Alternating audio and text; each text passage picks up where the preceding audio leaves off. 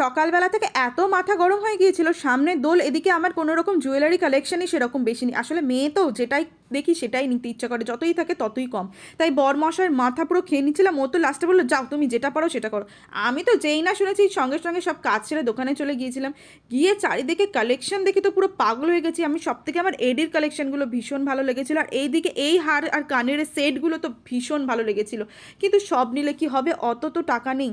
সেই জন্য আমি যেগুলো পছন্দ করেছি সেগুলো আমি সাইড করে রেখেছিলাম। আর তোমাদের সঙ্গে কিছু শেয়ার করছি, এই হার কানের সেটটা না আমার ভীষণ ভালো লেগেছে, কিন্তু অত তো পয়সা নেই।